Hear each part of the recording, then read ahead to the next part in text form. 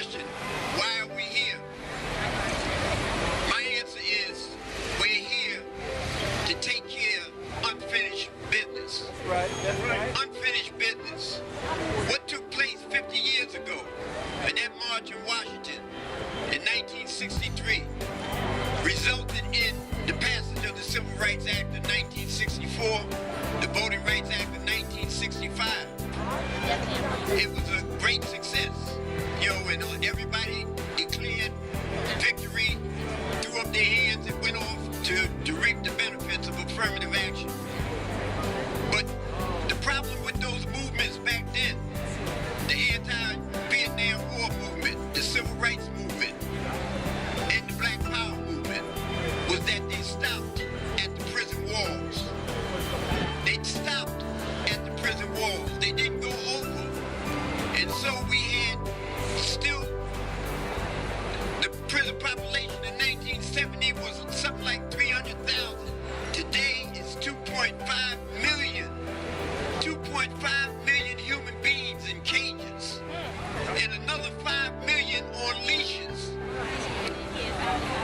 America represents 5% of the world's population and has 25% of the world's prisoners. So what happened? How did this happen?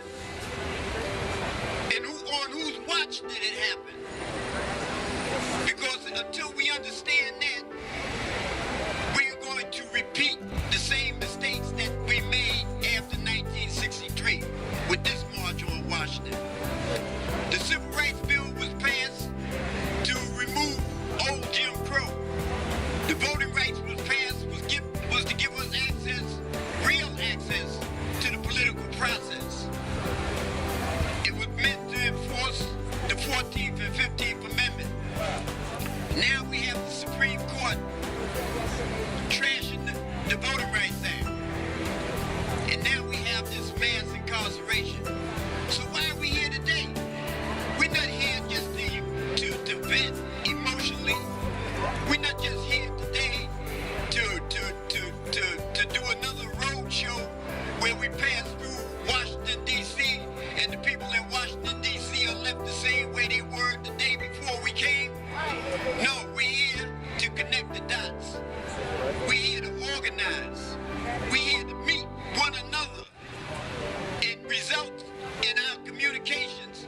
And our goal should be building a national grassroots movement, a national united front. If we just come here to talk and have conversation, we're going to be in the same position tomorrow that we are in today. So I'm not minimizing the importance of venting emotionally, but that's not good enough. For every action, there's a reaction. And the pushback is what has us here today. They push back, and they open up prisons all across this country and all across the world to contain us. Right? That's what the pushback, that's where this situation that we find ourselves in today came from.